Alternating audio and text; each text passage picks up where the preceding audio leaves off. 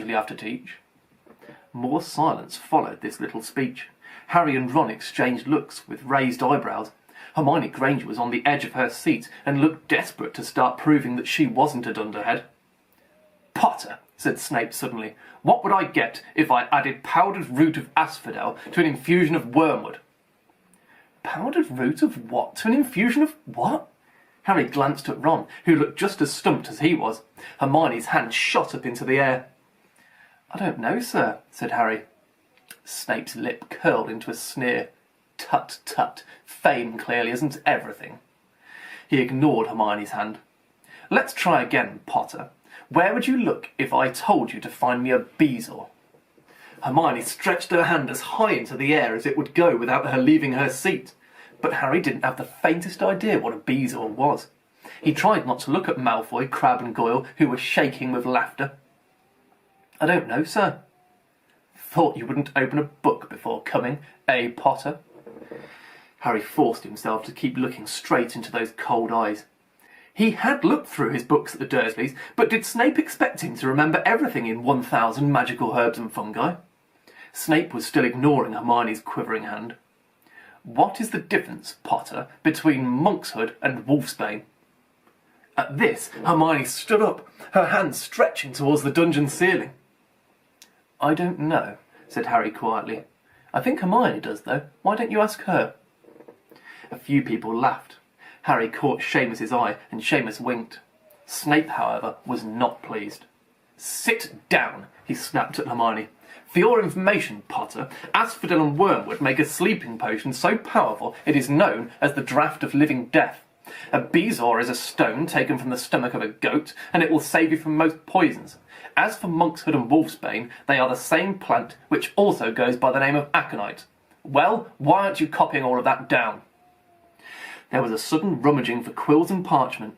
Over the noise, Snape said, "And a point will be taken from Gryffindor House for your cheek, Potter." Things didn't improve for the Gryffindors as the potions lesson continued. Snape put them all into pairs and set them to mixing a simple potion to cure boils. He swept around in his long black cloak, watching them weigh dried nettles and crush snake fangs, criticising almost everyone except Malfoy, who he seemed to like. He was just telling everyone to look at the perfect way Malfoy had stewed his horned slugs when clouds of acrid green smoke and a loud hissing noise filled the dungeon. Neville had somehow managed to melt Seamus's cauldron into a twisted blob, and their potion was seeping across the stone floor, burning holes in people's shoes. Within seconds, the whole class were standing on their stools, while Neville, who had been drenched in the potion when the cauldron collapsed, moaned in agony as angry red boils sprang up all over his arms and legs. "Idiot boy!" snarled Snape, clearing the spilled potion away with one wave of his wand. "I suppose you added the porcupine quills before taking the cauldron off the fire." Neville whimpered as boils started to pop up all over his nose. "Take him to the hospital wing," Snape spat at Seamus. Then he rounded on Harry and Ron, who had been working next to Neville. "You, Potter, why didn't you tell him not to add the quills? Thought he'd make you look good if he got it wrong, did you? Well, that's another point you've lost from Gryffindor."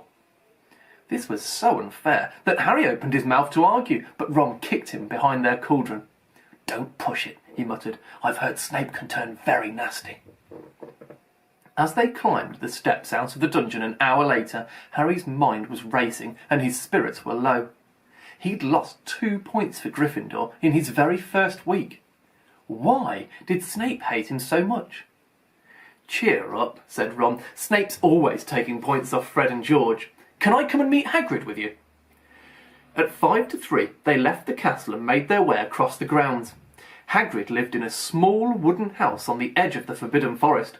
A crossbow and a pair of galoshes were outside the front door.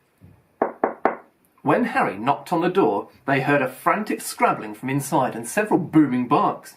Then Hagrid's voice rang out, saying, "Back, Fang, back!" Hagrid's big hairy face appeared in the crack as he pulled the door open. "Hang on," he said. "Back, Fang!" He let them in, struggling to keep a hold on the collar of an enormous black boarhound. There was only one room inside. Hams and pheasants were hanging from the ceiling. A copper kettle was boiling on the open fire, and in a corner stood a massive bed with a patchwork quilt over it. "Make yourselves at home," said Hagrid, letting go of Fang, who bounded straight at Ron and started licking his ears. Like Hagrid, Fang was clearly not as fierce as he looked. "This is Ron," Harry told Hagrid, who was pouring boiling water into a large teapot and putting rock cakes onto a plate. "Another a Weasley, eh?" said Hagrid, glancing at Ron's freckles. "I spent half me life chasing your twin brothers away from the forest." The rock cakes almost broke their teeth, but Harry and Ron pretended to be enjoying them as they told Hagrid all about their first lessons. Fang rested his head on Harry's knee and drooled all over his robes. Harry and Ron were delighted to hear Hagrid call Filch "that old git." "And as for that cat, Mrs. Norris, I'd like to introduce her to Fang sometime. Do you know, every time I go up to the school, she follows me everywhere. Can't get rid of her. Filch puts her up to it." Harry told Hagrid about Snape's lesson. Hagrid, like Ron, told Harry not to worry about it, that Snape liked hardly any of the students. "But he seemed to really hate me." "Rubbish," said Hagrid. "Why should he?" Yet Harry couldn't help thinking that Hagrid didn't quite meet his eye when he said that. "How's your brother Charlie?" Hagrid asked Ron. "I liked him a lot. Great with animals." Harry wondered if Hagrid had changed the subject on purpose. While Ron told Hagrid all about Charlie's work with dragons, Harry picked up a piece of paper that was lying on the table under the tea cosy. It was a cutting from the Daily Prophet. "Gringotts break-in, latest. Investigations continue into the break-in at Gringotts on the 31st of July, widely believed to be the work of dark witches or wizards unknown. Gringotts goblins today insisted that nothing had been taken. The vault that was searched had in fact been emptied that same day. "But we're not telling you what was in there, so keep your noses out if you know what's good for you," said a Gringotts spokesgoblin that afternoon. Harry remembered Ron telling him on the train that someone had tried to rob Gringotts, but Ron hadn't mentioned the date. "Hagrid," said Harry, "that Gringotts break-in happened on my birthday. It might have happened while we were there." There was no doubt about it. Hagrid definitely didn't meet Harry's eyes this time. He grunted and offered him another rock cake. Harry read the story again. The vault that was searched had in fact been emptied earlier that same day. Hagrid had emptied Vault 713, if you could call it emptying, taking out that grubby little package. Had that been what the thieves were looking for?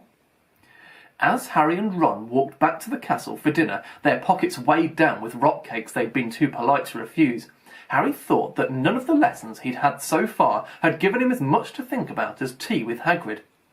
Had Hagrid collected that package just in time? Where was it now? And did Hagrid know something about Snape that he wasn't telling Harry? Chapter 9. The Midnight